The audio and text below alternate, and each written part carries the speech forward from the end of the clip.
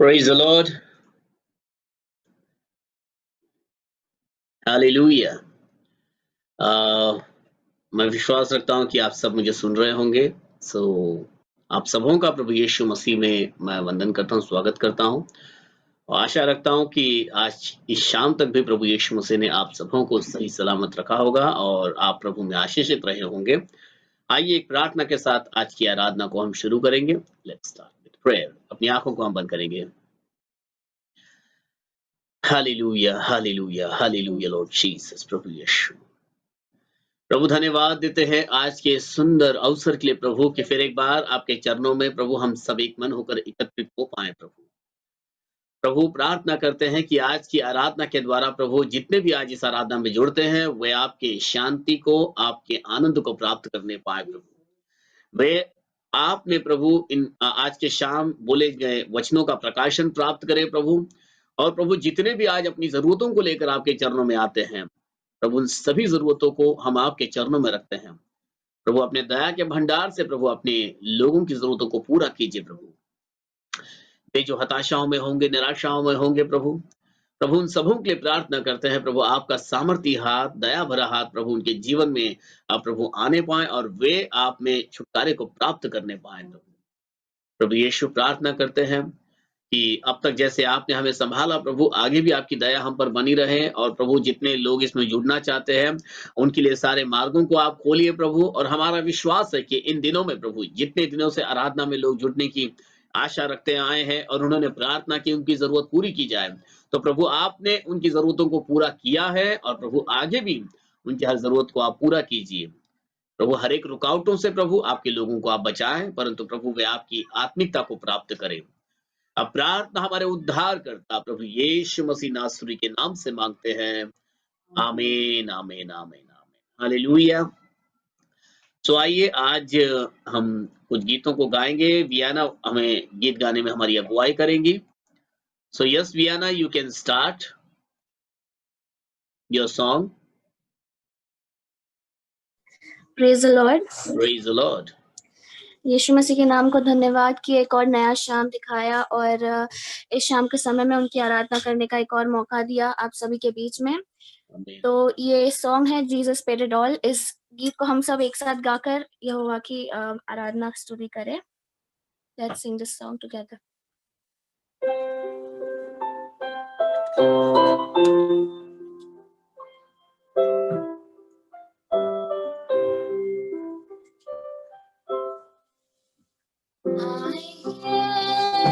Savior say, thy strength indeed is small. Child of weakness, watch and pray. Find in me thy all in all. Jesus paid it all to him I owe. Sin had left the crimson stains. He washed it white as snow. Lord, now indeed I find thy power and thine alone can change the leper's spots and melt the heart of stone. Jesus paid it all to him I owe. Sin had left the crimson stain, he washed it white as snow. For nothing good have I, whereby my grace to claim, not lost my garments white, in the blood of Calvary's Lamb. Jesus paid it all to him I owe. Sin had left the crimson stains, he washed it white as snow.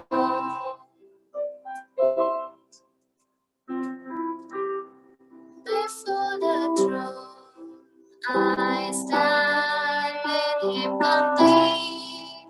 Jesus died my soul to save. My lips shall still repeat. Jesus paid it all to Him I owe. Sin had left the crimson stain. He washed it white as snow.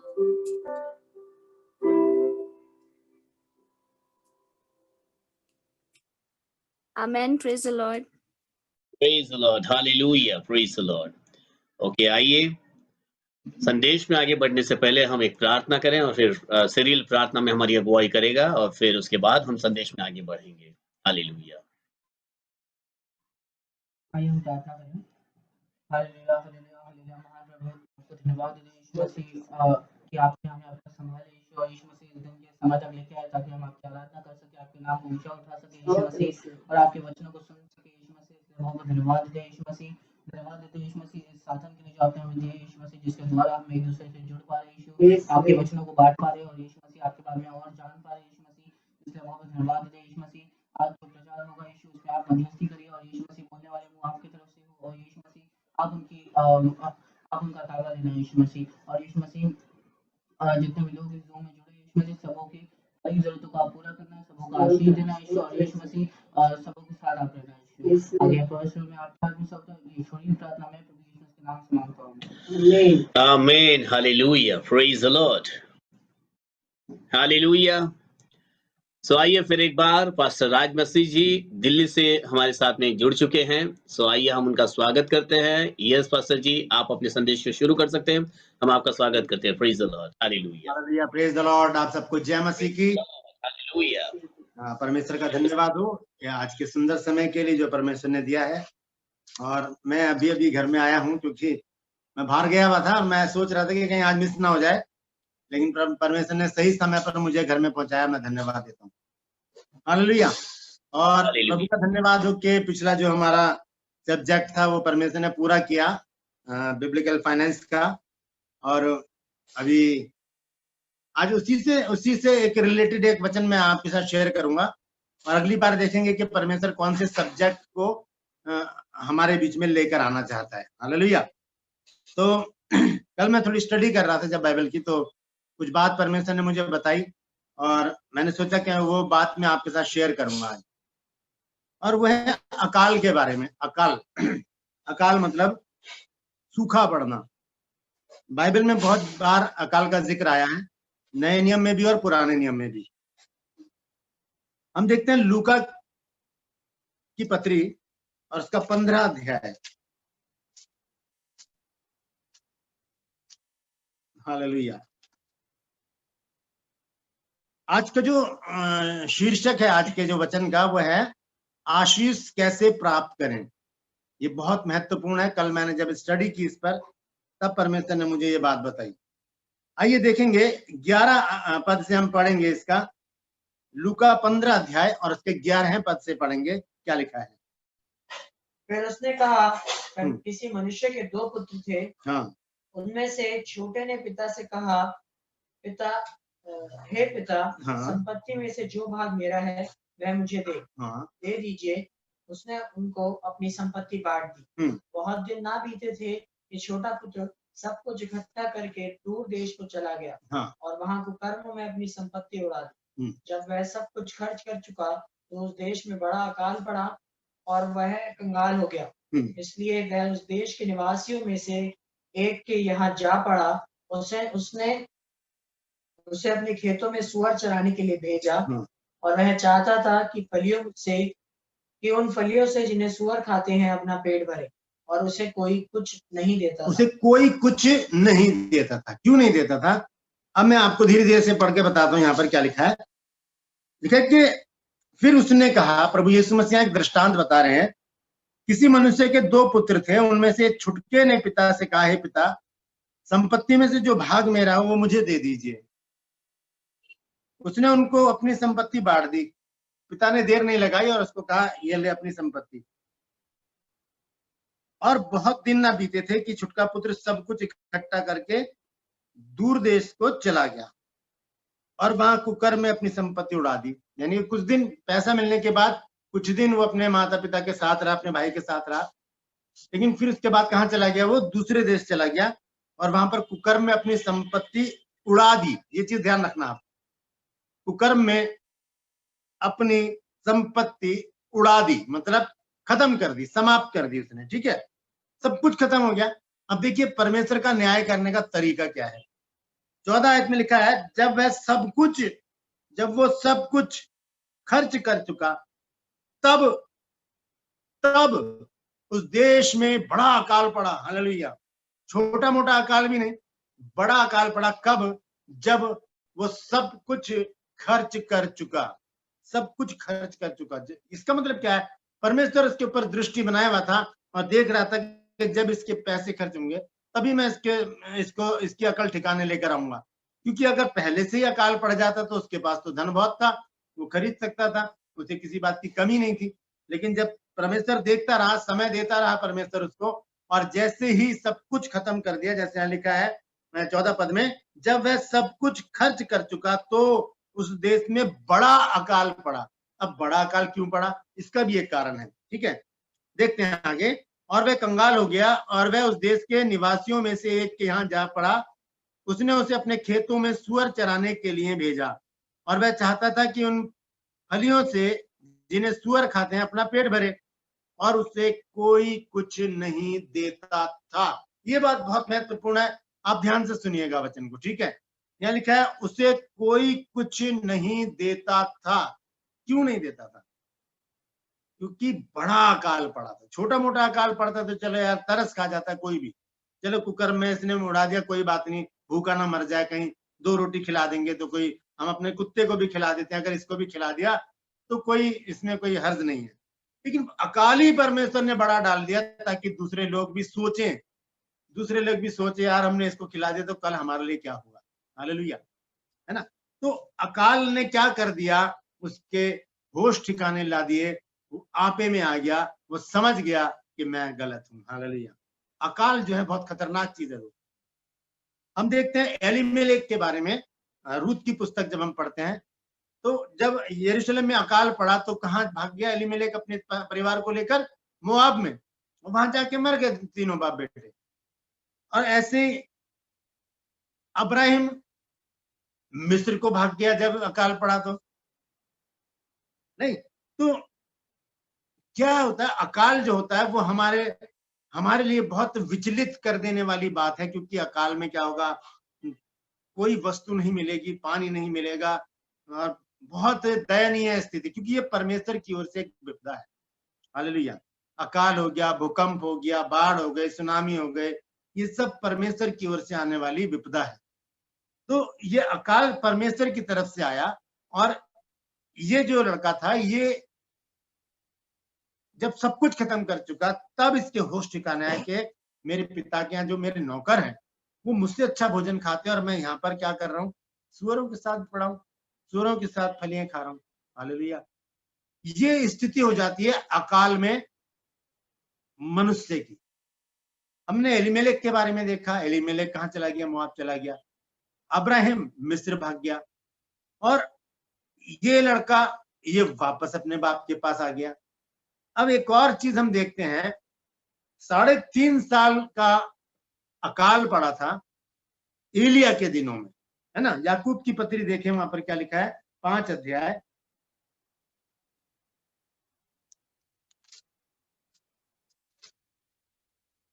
Hallelujah, 17 और 18 पद पढ़े, क्या लिखा है? एलिया भी तो हमारे समान दुख सुख भोगी मनुष्य था। हाँ। और उसने गिड़गिड़ाकर प्रार्थना की कि मेह ना बरसे, और 3.5 वर्ष तक भूमि पर मेह नहीं बरसी। फिर उसने प्रार्थना की तो आकाश से वर्षा हुई और भूमि फलवंत हुई। 3.5 साल ये हो गए 42 महीने। यीशु मसीह की सेवकाई भी 3.5 साल की थी। हालेलुया। तो 3.5 साल का अकाल पड़ा, और वहां पर एक स्त्री है सारपत में। सारपत कहां पर है मैं आपको बताऊं, ये है सोर और सिदोन के बीच में, दो नगर हैं सोर और सिदोन, उनके बीच में भूमध्य सागर के तट पर एक नगर है। और यहाँ की परिस्थिति देखिए, यहाँ पर है क्या, यहाँ पर एक तो इजेबेल है जो व्यभिचारिणी है, पहली बात। दूसरा यहाँ पर है बाल देवता की उपासना की जाती है। यहाँ पर दो बातें तो ये हो गई, एक तो इजेबेल हो गई, एक हो गया बाल देवता, तीसरा हो गया अकाल। ये तीन बातें यहाँ पर हैं। और जो चौथी जो स्त्री की बात हम कर रहे हैं आज, सारपत की विधवा की, वो स्त्री जो है वो अन्य जाति की स्त्री है, लेकिन परमेश्वर को वो अपना समय पूरा देती है। वो मैं आगे चल के आपको बताऊंगा, ठीक है। तो हम देखते हैं, निकालेंगे पहला राजा 17 अध्याय, पहला राजा 17 अध्याय, और पढ़ेंगे उसके 8 पद से क्या लिखा है।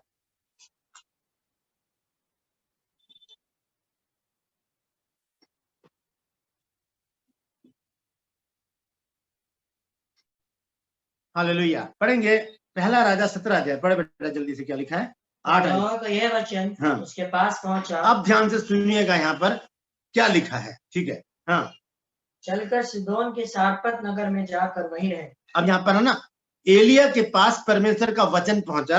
यहाँ पर लिखा है तब यहोवा का यह वचन उसके पास पहुंचा, यानी एलिया के पास पहुंचा कि चलकर सिदोन के सारपत नगर में जाकर वहीं रहे। ठीक है, आगे। अतः वह वहां से चल दिया। हाँ, और सारपत को गया। नगर के फाटक के पास पहुंचकर उसने क्या देखा कि एक विधवा लकड़ी बन रही है।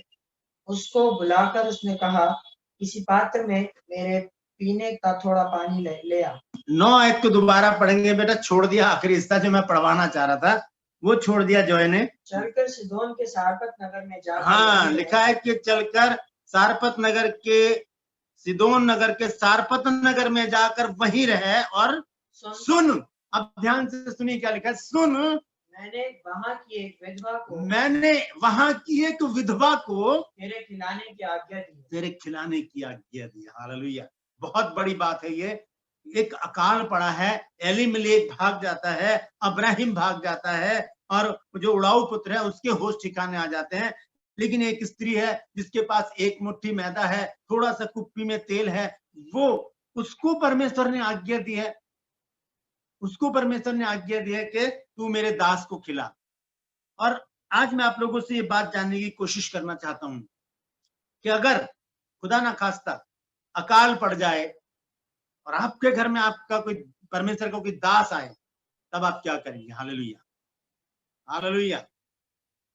चलिए, अकाल भी नहीं है, आपके पास जॉब नहीं है, कोरोना वायरस का समय है, और अचानक कोई प्रभु का दास आपके घर में आ जाता है, आप उसकी कैसी खातिर करेंगे।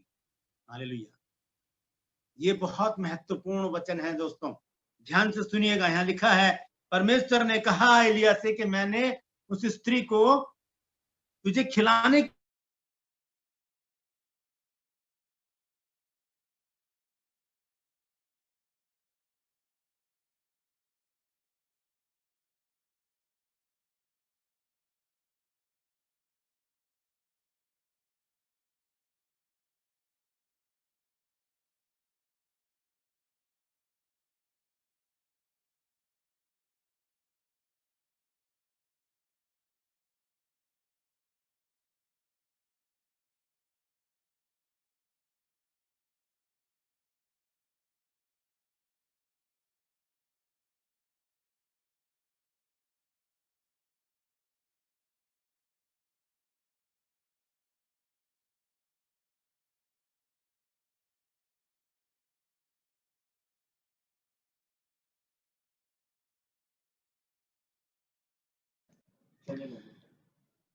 या 1-2 मिनट हम लोग इंतजार करेंगे।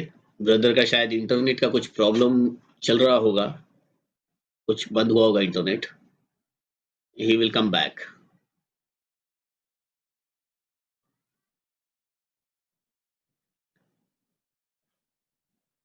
या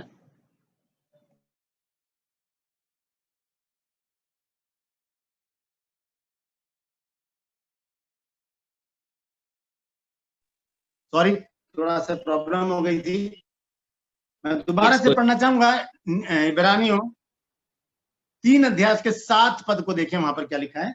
अतः जैसा पवित्र आत्मा कहता है, हाँ, यदि आज तुम उसका शब्द सुनो तो अपने मन को कठोर ना करो। यदि आज तुम उसका शब्द सुनो तो अपने मन को कठोर ना करो। अब 3 की 7 पढ़िए हमने इब्रानियों। अब अगर हम निर्गमन 3 की 7 पढ़ें तो वहां क्या लिखा है, देखिए। हालेलुया। निर्गमन 3 अध्याय के 7 पद को देखेंगे, वहां पर क्या लिखा है। फिर यहोवा ने कहा, हाँ, मैंने अपनी प्रजा के लोग जो मिस्र में हैं, उनके दुख को निश्चय देखा है, और उनकी जो चिल्लाहट परिश्रम करने वालों के कारण होती है, कराने वालों के कारण होती है, उसको भी मैंने उसको सुनना है। परमेश्वर तो सुन लेता है, लेकिन हम नहीं सुनते परमेश्वर की। यहाँ लिखा है कि मैंने सुन लिया उनकी चिल्लाहट को, उनके दुख को, उनके दर्द को मैंने सुन लिया है। परमेश्वर सुन लेता है, लेकिन निर्गमन में इब्रानियों में लिखा है 3 के 7 में कि आज यदि तुम उसका शब्द सुनो तो अपने मन को कठोर ना करो। सारपत की जो विधवा है उसको परमेश्वर ने एक शब्द सुनाया कि मेरा दास तेरे घर में आने वाला है, उसे तू खिलाना पिलाना, और उसने उस बात को एक्सेप्ट किया। यहाँ पर लिखा, वापस आते हैं हम पहला राजा 17 अध्याय में 10 पद में लिखा है, तो वह वहां से चल दिया और सारपत को गया। नगर के फाटक के पास पहुंचकर उसने क्या देखा कि एक विधवा लकड़ी बीन रही है। उसको बुलाकर उसने कहा, किसी पात्र में मेरे लिए पीने का थोड़ा पानी ले आ। जब वह लेने जा रही थी तो उसने उसे पुकार कर कहा, अपने हाथ से एक रोटी का टुकड़ा भी मेरे पास ले दिया। उसने कहा, तेरे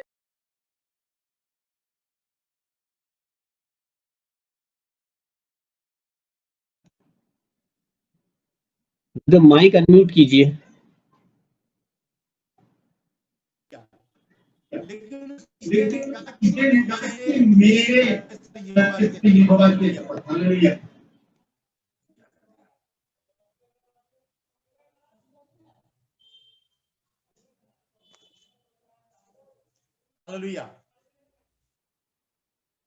यहाँ पर उसने, मैं दोबारा से पढ़ूंगा क्योंकि थोड़ी सी प्रॉब्लम हो रही है।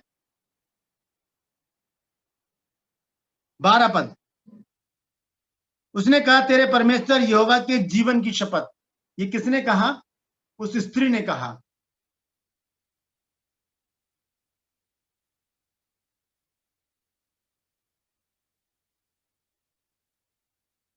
हालेलुया।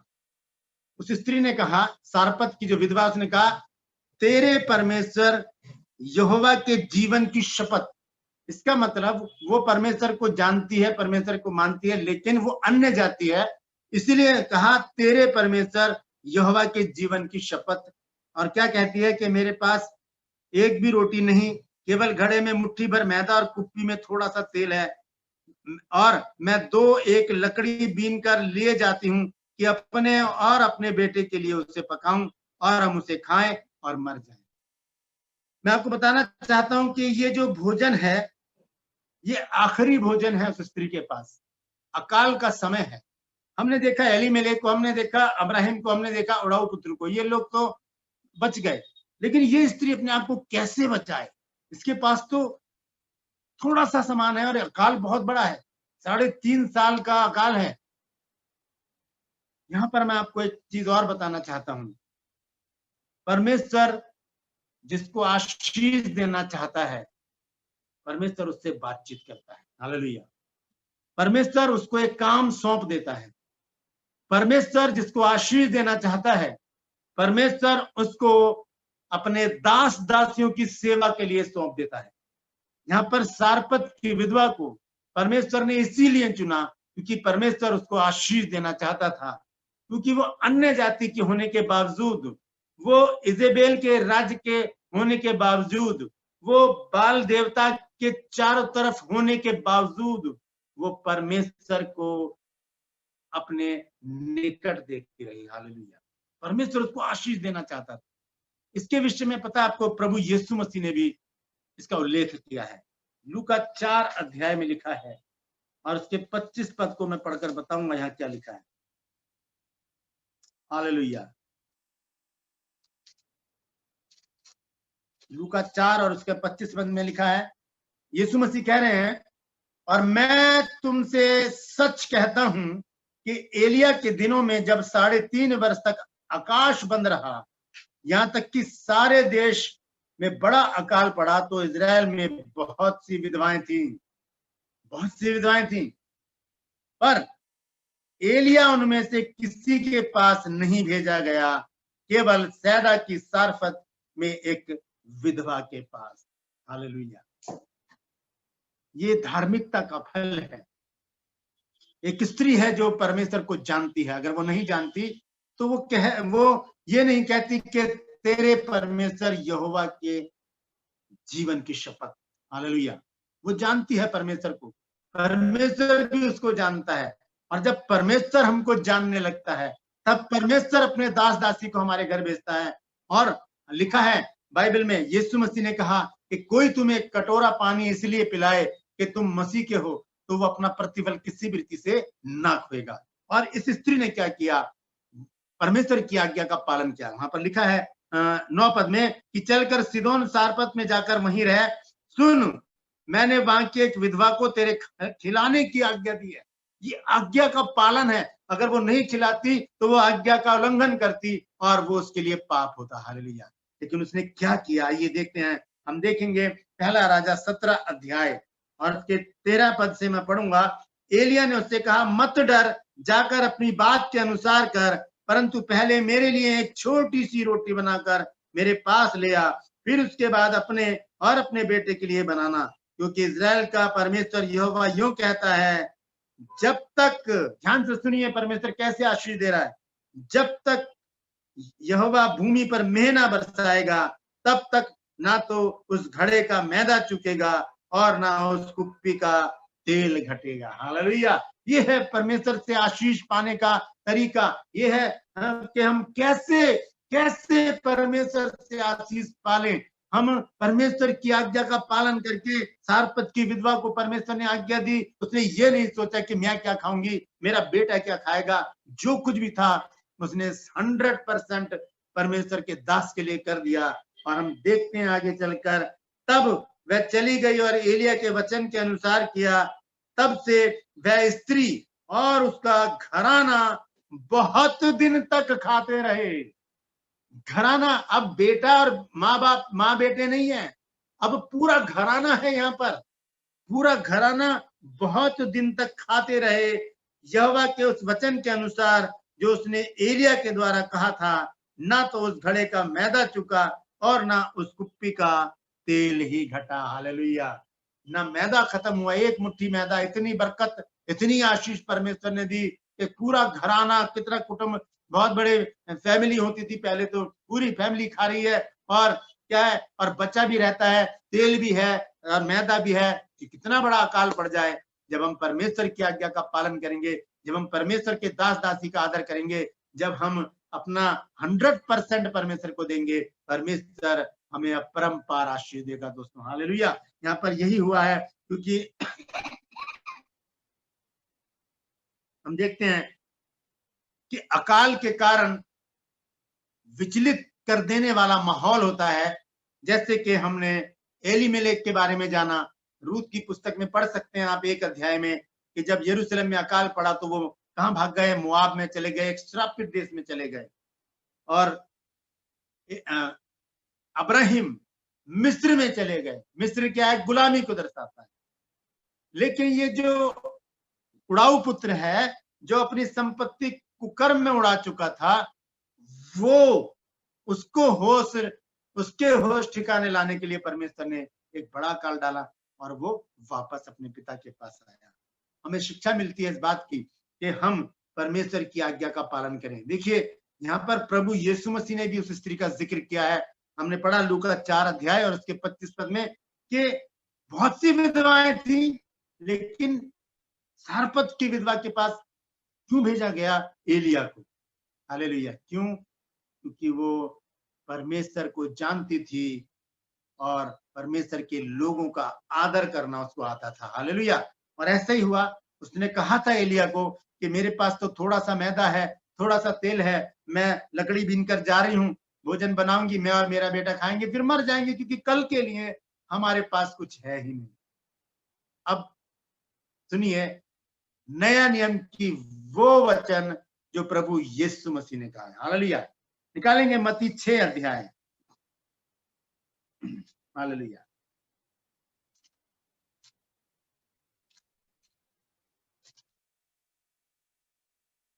अब पढ़ेंगे उसका मत्ती 6 अध्याय और उसके 30 पद से पढ़ेंगे। इसलिए जब परमेश्वर मैदान की घास को जो आज है और कल भाड़ में झोंकी जाएगी, हाँ, ऐसा वस्त्र पहनाता है, तो हे अल्पविश्वासियों, हम्म, तुमको वह इनसे बढ़कर क्यों ना पहनाएगा। हाँ, और इसलिए तुम चिंता करके ये ना कहना, इसलिए तुम चिंता करके ये ना कहना कि हम क्या कि खाएंगे क्या खाएंगे, या क्या पिएंगे क्या पिएंगे, या क्या या पहनेंगे। क्या पहनेंगे, क्या खाएंगे, ये चिंता करेंगे तो हमें याद आ जाना चाहिए जब इजरायली लोग जंगल में थे, परमेश्वर ने उनको मन्ना खिलाया। अगर हम ये बात सोचने लगे कि हम क्या पिएंगे, तो हमें ये याद रखना चाहिए कि परमेश्वर ने इजरायलियों को क्या पिलाया था, चट्टान का मीठा पानी पिलाया था। अगर हम ये चिंता करेंगे कि क्या पहनेंगे, हमें आदम और हव्वा को याद कर लेना चाहिए। जब उन्होंने पाप किया, उनकी आंखें खुल गई, जब उन्होंने देखा नंगे हैं, तो कपड़े किसने पहनाए थे उनको? उन्हें परमेश्वर ने कपड़े पहनाए थे। हालेलुया। तो यहाँ पर लिखा है, इसलिए तुम चिंता करके ये ना कहना कि हम क्या खाएंगे या क्या पिएंगे या क्या पहनेंगे। ठीक है, और आगे पढ़े 32 में। क्योंकि अन्य जातियां इन सब वस्तुओं की खोज में रहते हैं, हाँ, पर तुम्हारा स्वर्ग के पिता जानता है कि तुम्हें इन सब वस्तुओं की आवश्यकता है। जानता है परमेश्वर सब कुछ कि हमें इन सब वस्तुओं की जरूरत है, इनकी आवश्यकता है, और ये हमारे पास होनी चाहिए। परमेश्वर इन चीजों को हमें मुहैया कराता है। हालेलुया। आगे। इसलिए हाँ, पहले तुम परमेश्वर के राज्य और उसके धर्म की खोज करो, तो ये सब वस्तुएं भी तुम्हें मिल जाएंगी। परमेश्वर का वचन हमें सजग करता है, सतर्क करता है, शिक्षा देता है, बताता है, हिलाकर बताता है हमें कि पहले उसके राज्य और धर्म की खोज करो, तो ये सब वस्तुएं भी तुम्हें मिल जाएंगी। अगर सारपत की विधवा कल के लिए चिंता करने लगती, तो वो ऐसी आशीष नहीं पाती जो पूरा घराना खाता रहा जब तक अकाल खत्म नहीं हुआ। हालेलुया। एक बार एक राजा था, उसकी लड़की बहुत विश्वासिनी थी, और उसने अपने पिताजी से कहा कि पिताजी, मैं उसी लड़के से शादी करूंगी जो पूरा पक्का विश्वासी होगा। पहले मैं उसको परखूंगी, तभी मैं उसके साथ शादी करूंगी। पूरे शहर में ढिंडोरा पिटवाया गया, बहुत ढूंढा गया, कोई भी ऐसा विश्वासी नहीं मिला जिसका विश्वास पक्का हो। एक गरीब सा लड़का मिला जो पेड़ के नीचे रहा करता था, ना घर था, ना द्वार था, कुछ भी नहीं था, वो पेड़ के नीचे रहता था। तब राजा के पास ये संदेश पहुंचाया गया कि सर, वहां पर एक लड़का है जो बहुत विश्वासी है, प्रार्थना में लगा रहता है और परमेश्वर से ही मांगता रहता है, उसे और किसी चीज से कुछ लेना देना नहीं। राजा अपनी बेटी के साथ वहां पर आया और वहां पर देखा कि सच में ये तो अच्छा विश्वासी है। और क्या हुआ, राजा ने उस लड़की की शादी उस भिखारी से कर दी। मैं भिखारी कहूंगा क्योंकि वो पेड़ के नीचे रहना, घर रहना कुछ। अब रात का समय हुआ, पेड़ के अंदर एक जगह थी, उसने उसमें से एक रोटी निकाली, लड़के ने उसको आधा तोड़ा, आधी वहीं रख दी, और जो आधा रोटी का टुकड़ा था उसमें से 2 टुकड़े करके एक अपनी वाइफ को दिया और एक खुद की ले लिया। दोनों ने प्रार्थना की, और जैसे ही खाने लगे तब उस लड़की ने उससे पूछा, आप मुझे एक बात बताओ कि आपने आधा टुकड़ा वहां पेड़ में क्यों रख दिया? उसने कहा कि ये मैंने कल के लिए रखा है। हालेलुया। लड़की को बहुत गुस्सा आया। ऐसा विश्वास है आपका कि आप कल की चिंता कर रहे हो? बाइबल कहती है कि कल की चिंता नहीं करना, क्योंकि कल की चिंता कल का दिन अपने आप कर लेगा। पहले उसके धर्म और राज्य की खोज करो, तो ये सब वस्तुएं भी तुमको मिल जाएंगी। यही काम किया सारपत की विधवा ने। उसने कल की चिंता नहीं की, वो कर सकती थी लेकिन नहीं की। उसने परमेश्वर की आज्ञा का पालन किया, उसने परमेश्वर के दास का आदर किया, उसने वो काम किया जो उसे करना चाहिए था। उसने मतलबी होकर अपने लिए और अपने बेटे के लिए नहीं सोचा। उसने परमेश्वर की आवाज को सुनकर वैसा ही किया जैसा कि परमेश्वर उससे चाहता था। और जब हम वैसा ही करते हैं जैसा परमेश्वर चाहता है, तब परमेश्वर हमें आशीषित करता है। हालेलुया। तो ये है आशीष प्राप्त करने का एक तरीका। हम कैसे परमेश्वर से आशीष पा सकते हैं?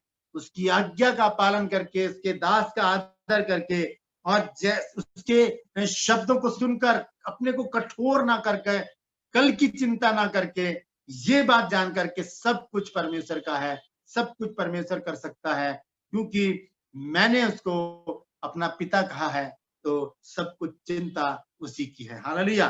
तो आज हमने इस बात को जाना है कि सारपत की विधवा हमें एक शिक्षा देती है कि जब परमेश्वर ने उसको आज्ञा दी कि मेरा एक दास तेरे घर पे आएगा, उसको तू खाना खिलाना, पानी पिलाना, उसने कोई भी आर्गुमेंट नहीं किया, कोई बात नहीं की। उसके पास एक मुट्ठी मैदा था, कुप्पी में थोड़ा सा तेल था, और उसने एलिया से कहा मैं और मेरा बेटा खाएंगे और मर जाएंगे, लेकिन एलिया ने कहा तू मेरे लिए बना के ला पहले।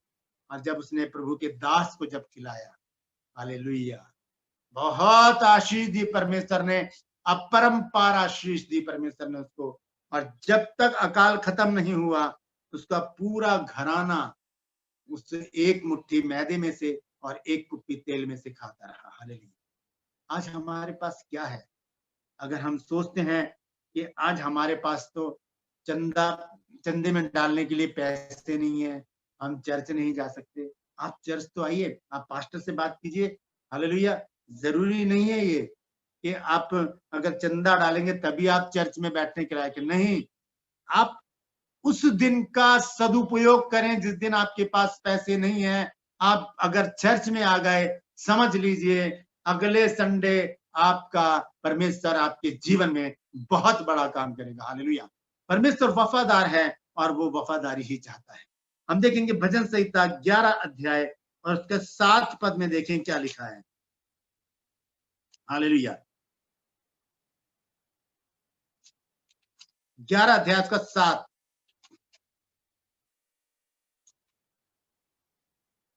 क्योंकि यहोवा धर्मी है, हाँ, वह धर्म ही के कामों से प्रसन्न रहता है। यहोवा धर्मी है और वो धर्म ही के कामों से प्रसन्न होता है। हालेलुया। और किसी काम से परमेश्वर प्रसन्न नहीं होता। लिखा है यहोवा धर्मी है और वो धर्म के ही कामों से प्रसन्न होता है।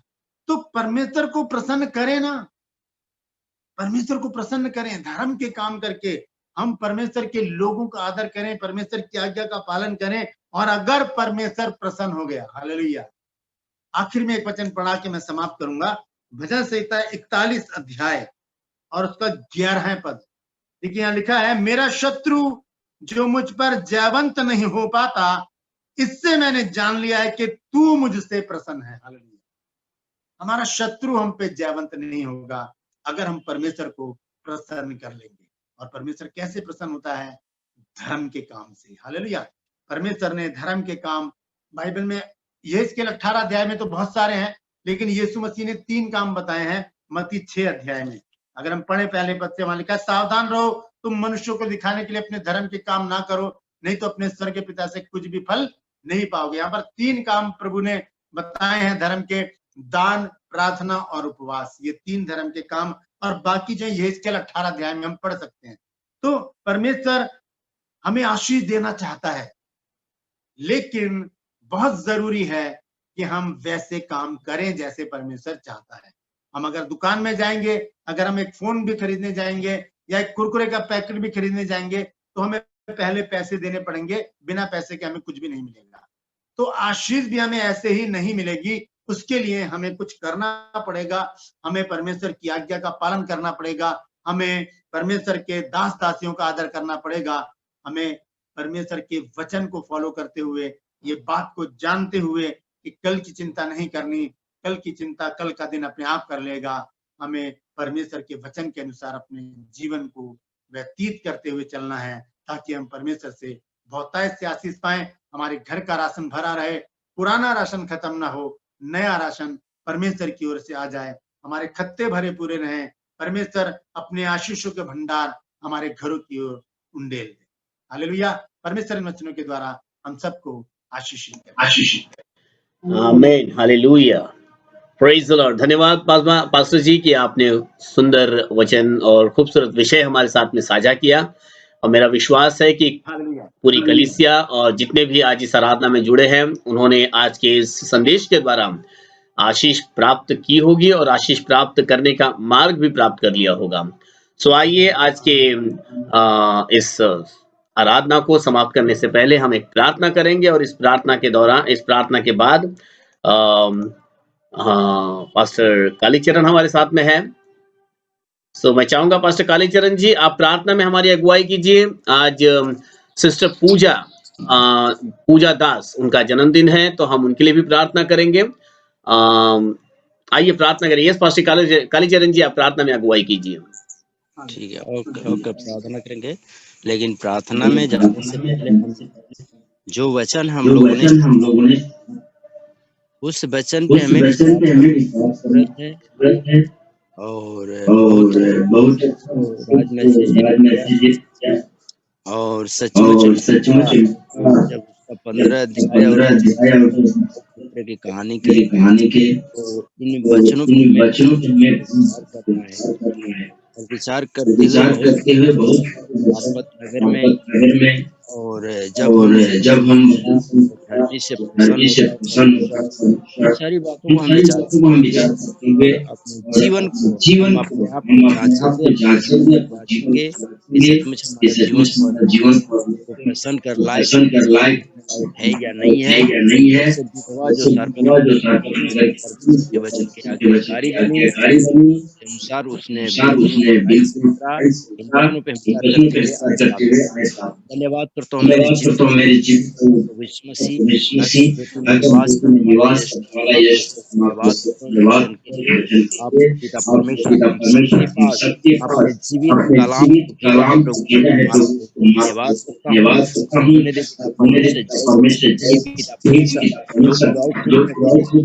परमेश्वर हमने जब वो अपने संपत्ति पिता की संपत्ति में से आधी बटवाकर और दूर देश में चला गया और उसके बाद परमेश्वर निकाल आया।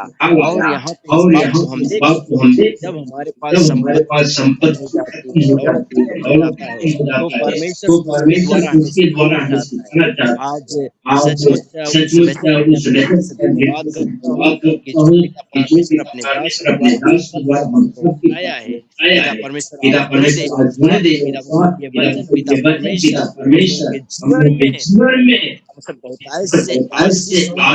आने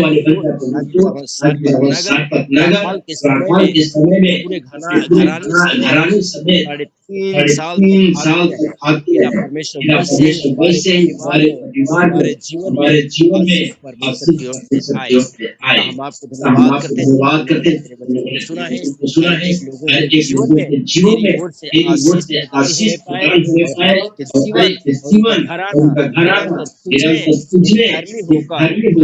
तुझे प्रसन्न करने लायक बनाकर आगे हम आपको धन्यवाद राज मैसेज के लिए उनको और ज्ञान देना अपनी आत्मा के द्वारा इससे भी अच्छी बातों को पाकर लोगों को सिखाने उनके पूरी सेवकाई पे आशीष करना, परिवार पे आशीष करना यहोशुआ हम आपको धन्यवाद करते हैं। तेरे वचन को सुना है प्रभु, एक लोगों के जीवन में आने वाले दिनों में होने पाए वचन के अनुसार अपने जीवन को। यहोशुआ हम आपको धन्यवाद विनती प्रभु जो पूजा दास और पिता परमेश्वर उनके जीवन में प्रभु यीशु मसीह जो आज जन्मदिन है प्रभु यीशु मसीह उनके जीवन के लिए मेरी प्रार्थना है प्रभु यीशु मसीह कि आने वाले दिनों में उनको बहुतायत से आशीष देना और पिता परमेश्वर उनके जीवन में पूर्ण रीति से उनके जीवन को कुशल रखना और अपनी आशीष को उंडेलना ताकि आने वाले दिनों में उनके जीवन बहुतायत से आशीष हो और साल के अंदर परमेश्वर उनकी सहायता मदद करे। यीशु हम आपको धन्यवाद करते हैं, विश्वास करता हूँ हर एक बातों के लिए पिता हम आपको धन्यवाद करते हैं। इस प्रार्थना को यीशु मसीह के नाम से आमीन। आमीन आमीन आमीन। स्वर्गीय मर्त्य पाताल के खुदावन प्रभु यीशु मसीह का अनुग्रह और उसकी दया, प्रभु यीशु मसीह की आशीषें और शांति हम सबों के संग प्रभु यीशु मसीह के दूसरे आगमन तक बनी रहे। आमीन आमीन आमीन आमीन। हालेलुया। तो क्यों ना सिस्टर पूजा के लिए हम जन्मदिन की बधाई दें। Happy birthday to you, happy birthday to you, happy birthday dear Pooja, happy birthday to you. May the God bless you. May the God bless you. May the God bless you, Pooja. Happy birthday to you. Happy birthday. Hallelujah. Praise the Lord. So praise the Lord, everyone.